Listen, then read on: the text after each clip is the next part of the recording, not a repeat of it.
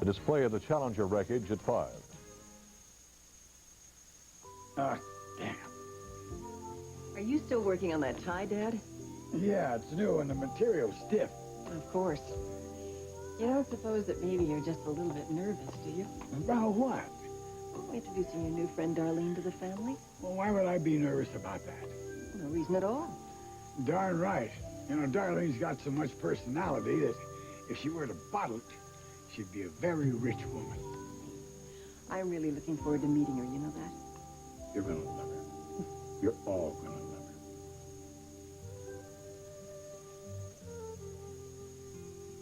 her. I hate it.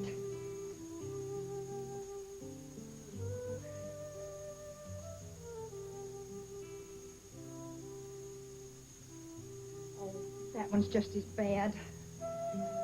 What am I going to do? Let's see.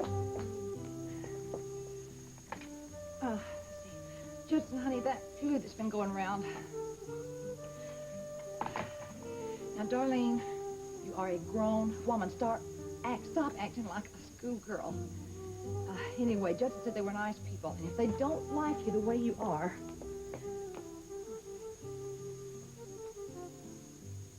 Oh, that's just great. Now I look like a $2 bar girl. They're gonna think Judson's gone blind and crazy. Dylan, please, you can't leave. Why not? You can't just walk away because of some bad luck. Watch me. Look, this whole thing was a mistake to begin with. I should never have taken this job. I thought you loved working around cars. I can work around cars all day without being your mother's chauffeur. Oh, all right. So I'll talk to her. I'll tell her she has to get somebody else. No, you won't. I'm leaving, Brenda. You're not being reasonable. You're upset about your telescope, Dylan. I don't blame you. That's a horrible thing to have happen, but you can't just quit. I'm doing what's right for me, okay? Grace, can you tell Mrs. Clegg I need to see her right away? I'll tell her.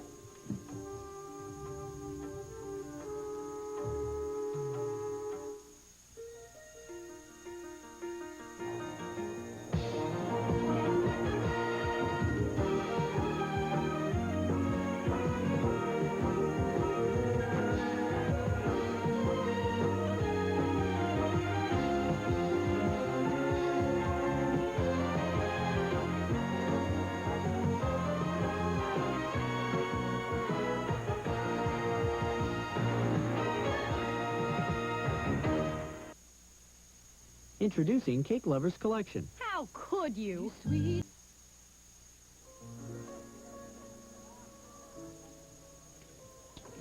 This is a very good speech, Daddy. Well, that came down kind of hard on the media.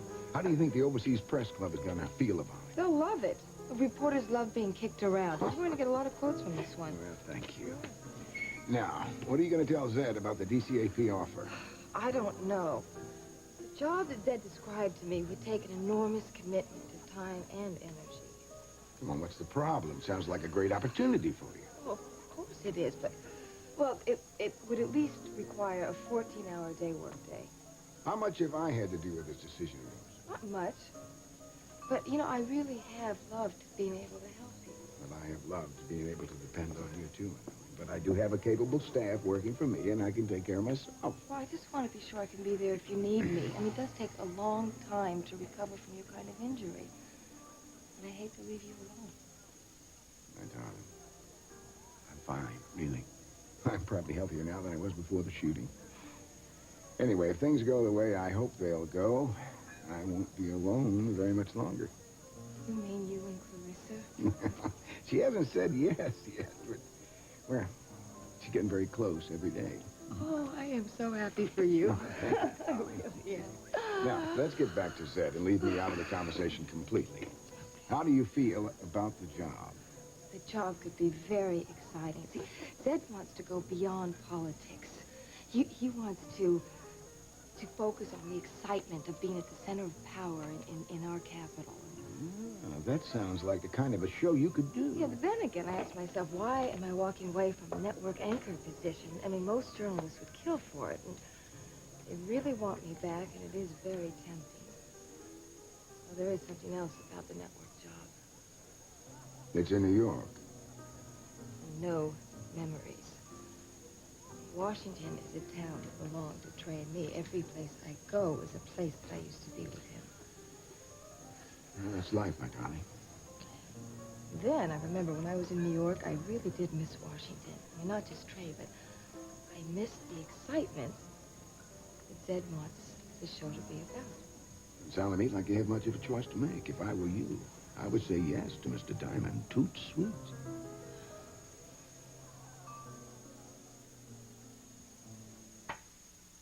I'm sorry, Thomas, but I just can't get past all those years when your father could have been a part of our lives and he chose not to be.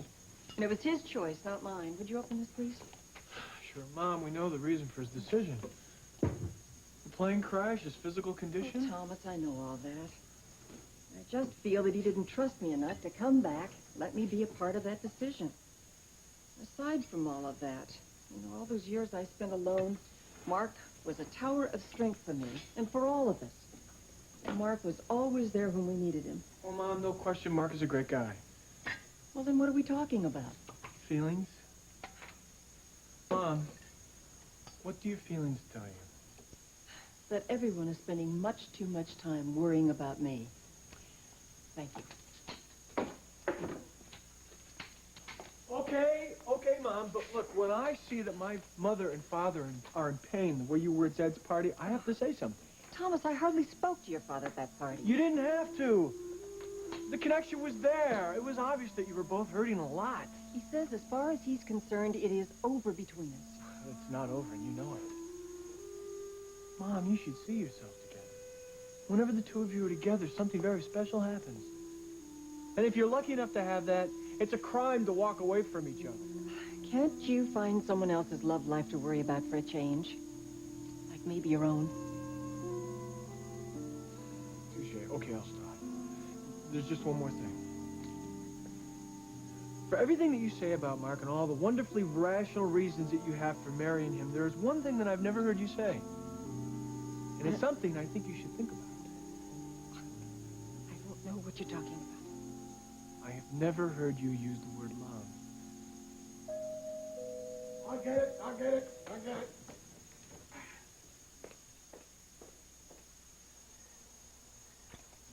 Hi, Judson. Am I too early? You look wonderful. No, come right in. You're right on time. Mom. I'd like you to meet my daughter, Clarissa McCandless, my grandson, Thomas, and this is Darlene Stankowski. Well, darling, I'm so glad you could come. My pleasure. It's very nice to meet you, darling. You too. Here, let me take your coat. I brought this for dinner. I forgot to call and ask how many people were coming, so I just got a big one. And the chocolate's off for after dinner. Oh, that's so nice of you. Thank you. Oh, I see you've already got wine. No, we only have white wine. I really meant to buy red wine, and I forgot. No, that's perfect. If Wally hadn't broken your telescope, none of this would even be happening. Yes, it would. Try to understand, would you? I'm just not cut out to be anyone's servant. Well, you don't have to be. My mother can get somebody else. Dylan, please don't leave. Doesn't our friendship mean anything to you? You know it does. Well, then how can you just walk away? We got no future together, Brenda, and you know it. No, I don't. We're from two different planets. We can never make But it. it's not true. Yes, it is. I could never be part of your world. What world? The one I saw at the party that your father sent the chauffeur to pick you up from. I don't belong there, and I never will. You decided that based on one glimpse of me at a party?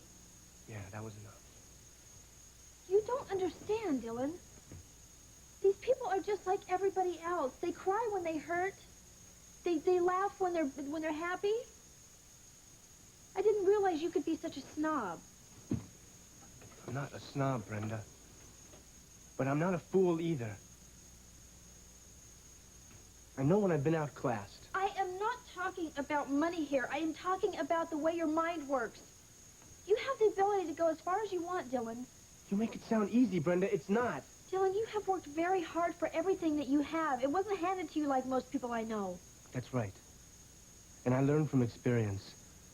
And what I've learned here is that I can't operate in a situation where I have no control over what happens to me. Look, don't you want to go to college?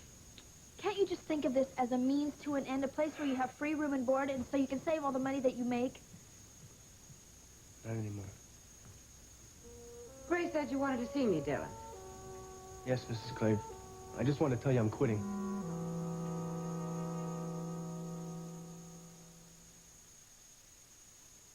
If you're a woman, this material can make a difference in your life.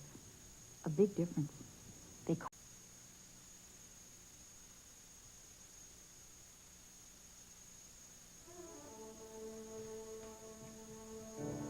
Now, Dylan, let's you and I talk about this rationally and unemotionally.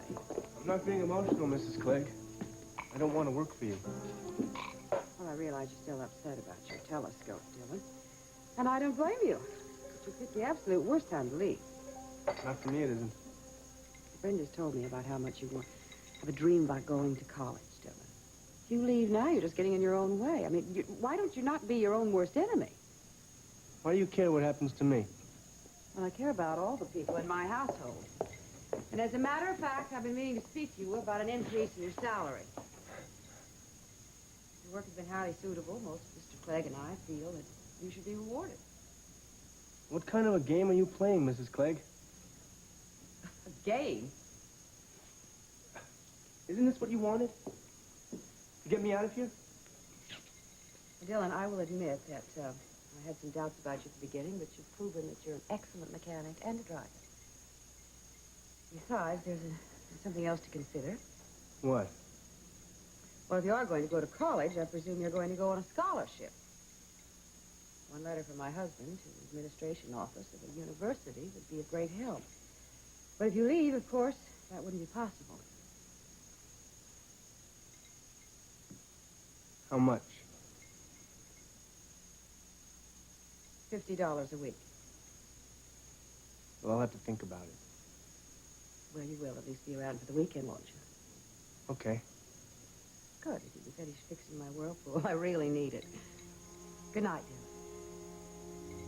Good night, Mrs. Clegg. $50 indeed.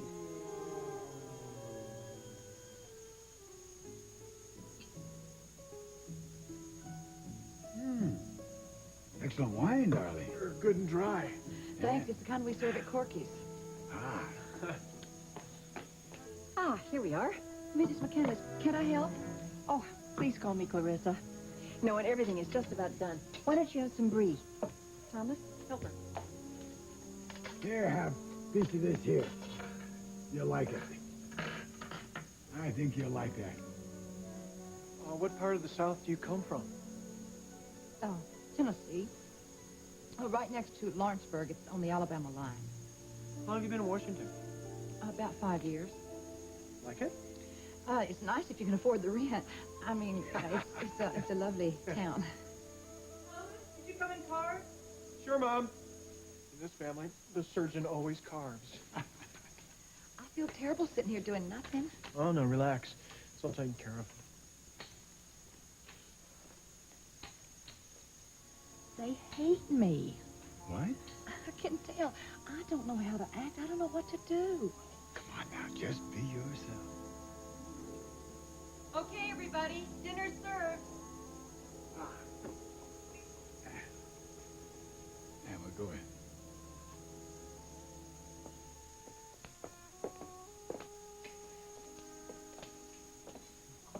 This is pretty. Thank you.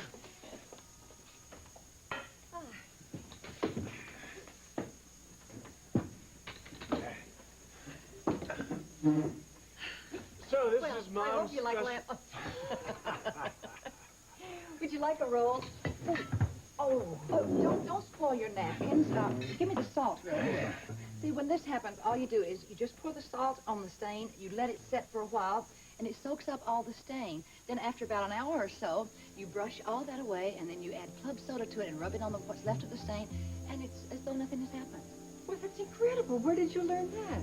Listen, if you haven't learned anything from working as a waitress for 20 years, then you've got nothing at all. Oh, hey, I forgot the most important thing. What's that? We need another glass of wine right away. Oh, well. I'll drink to that. Here, here. And then right after that, I'd like to propose a little toast to Darlene. I get my glass. To a gal who knows what to do when the chips are down. Here we go. Cheers.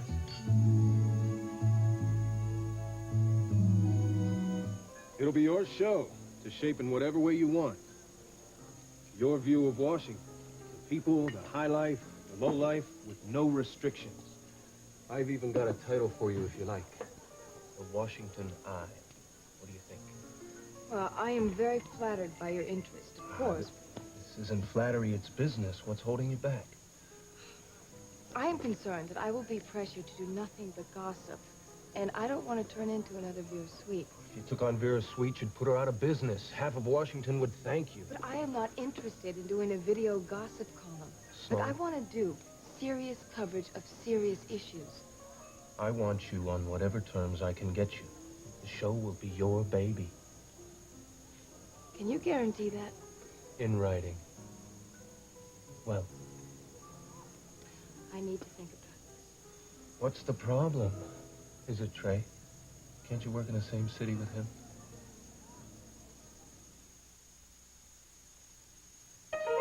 Benihana has taken the art of Oriental cooking one fast.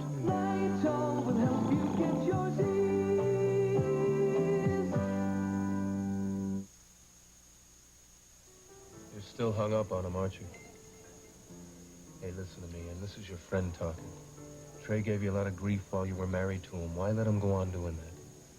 He's not doing anything to me now. I have my own life. Then he should have no influence over your decisions. You're too special to sell out over Trey. I don't think that I'm selling out. Sure you have. Sloan, you were born for this show. You're Washington to the core. You know this city. You know how it works, and everyone in it. Everyone important. You're a crack journalist and a strong personality. You put these things together, and we've got one of the hottest news shows in the country. Come on, what do you say?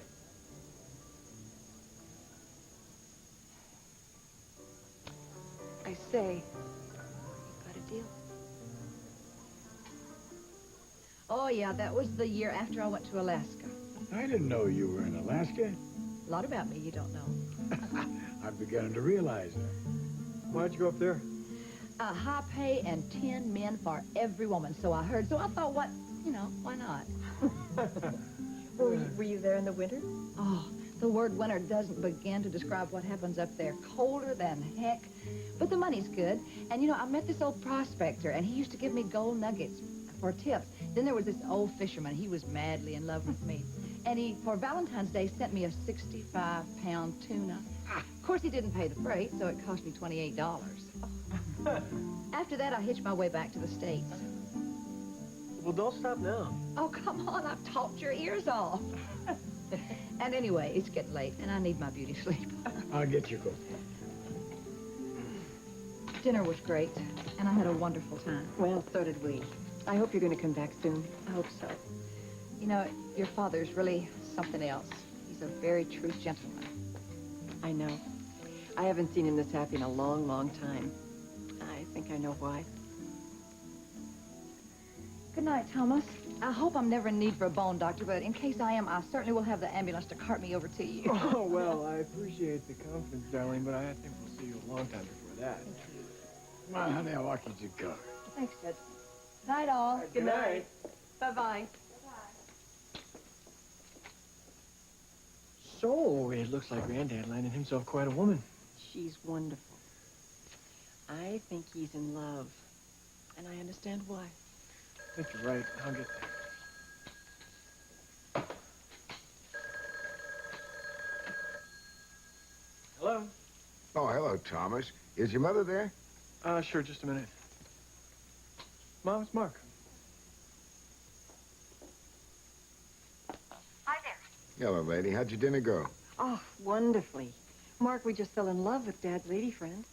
Well, I'm glad to hear that. Listen, I just called up to remind you about the fundraising dinner for the symphony tomorrow night. Oh, I didn't forget about it. Mark, I'm really looking forward to it.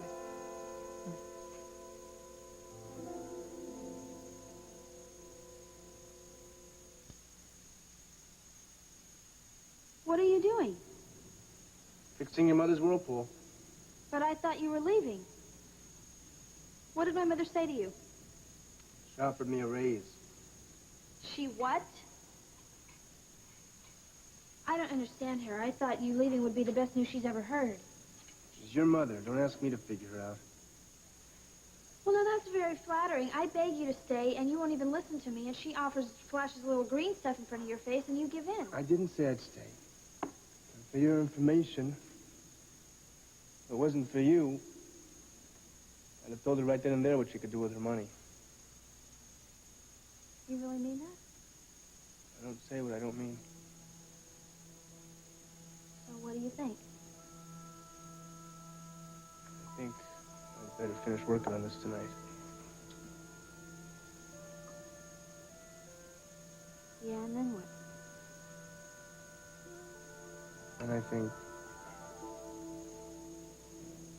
I got a lot more thinking to do.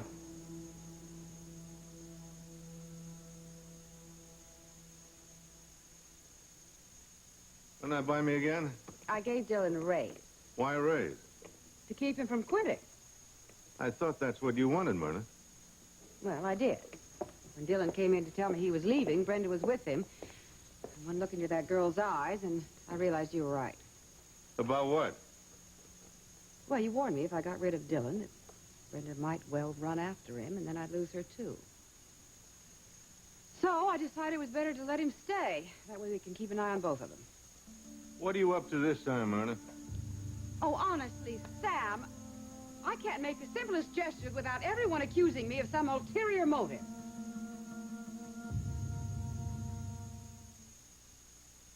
You're doing your best